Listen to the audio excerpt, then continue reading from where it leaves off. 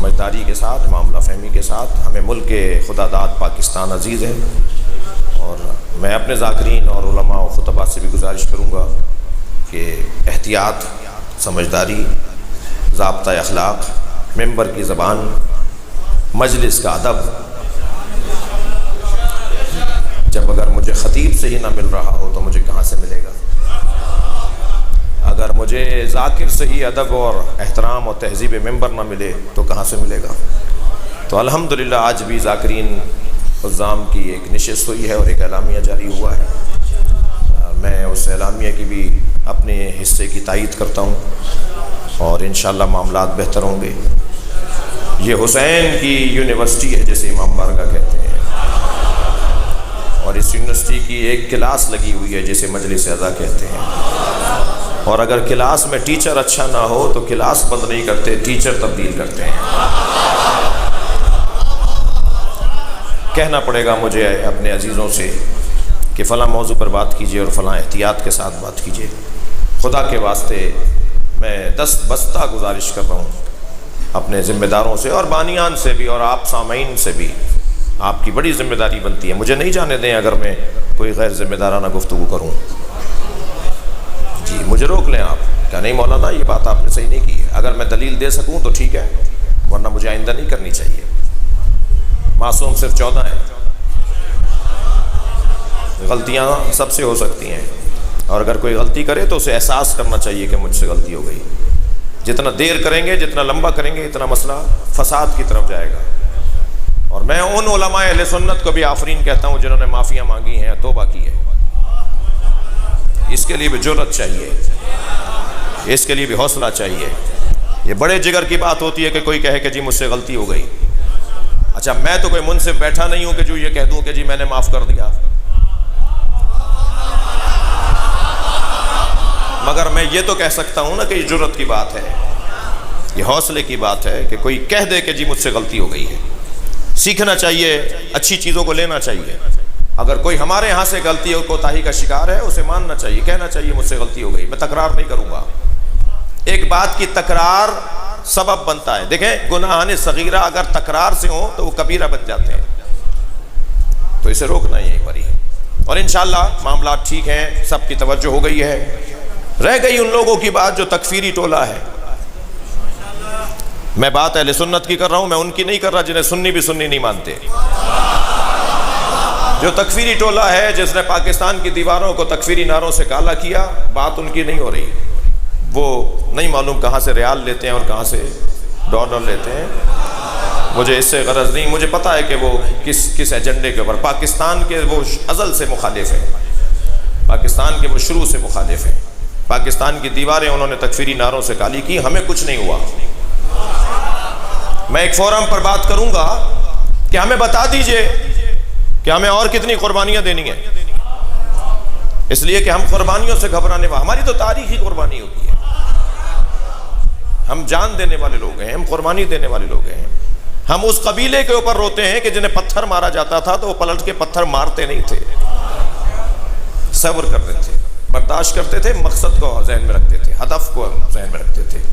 تو ان کی بات نہیں کر رہے کہ جو اس طرح کی بات کر رہے ہیں. مجھے ایک جملہ کہنے دیجئے. جنہوں نے یہ کہا ہے نا کہ زبان روکو ورنہ ہم زبان کاٹ لیں گے،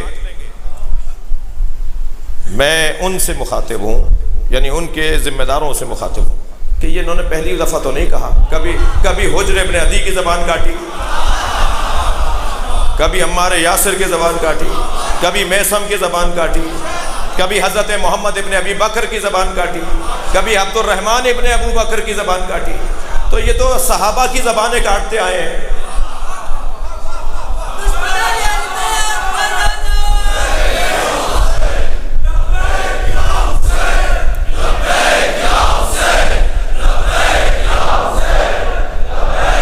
ہم اس قبیلے سے تعلق رکھتے ہیں، زبان کٹ کے بھی پورا وجود علی علی پکارتا ہے.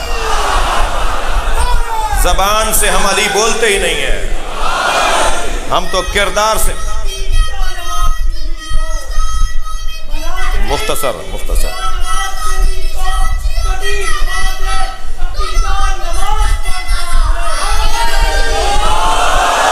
ہم زبان سے علی علی کہنے کے قائل نہیں ہیں، صرف ہم پورے وجود سے علی پکارنے کے قائل ہیں۔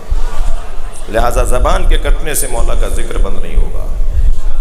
کوئی پوچھے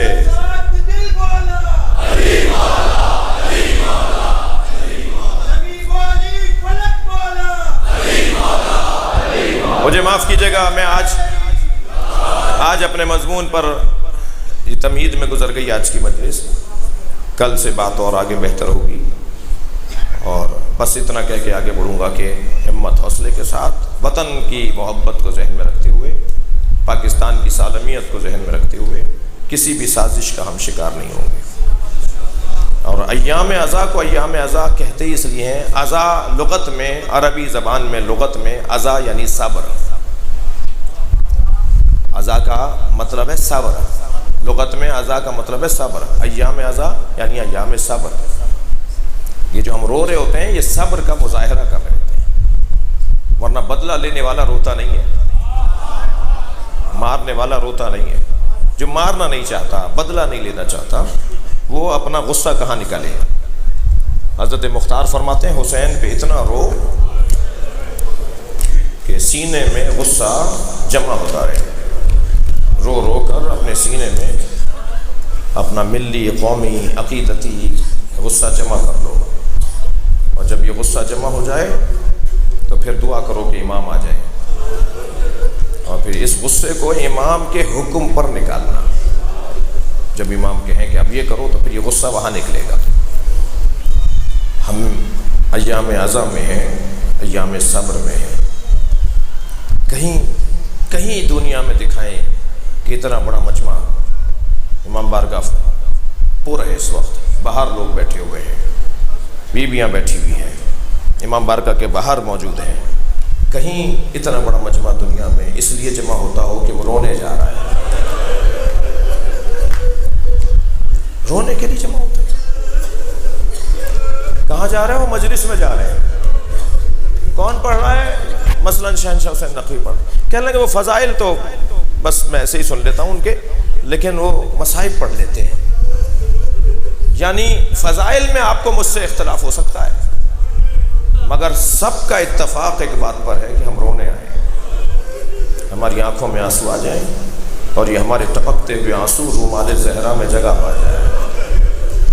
بڑی قسمت ہے عزاداروں رونے والوں کی، بڑی قسمت ہے۔ علامہ نقل نے یہ جملے دہرائے، محدث بھی تھے، راوی بھی تھے، مرجع بھی تھے، مجتہد بھی تھے۔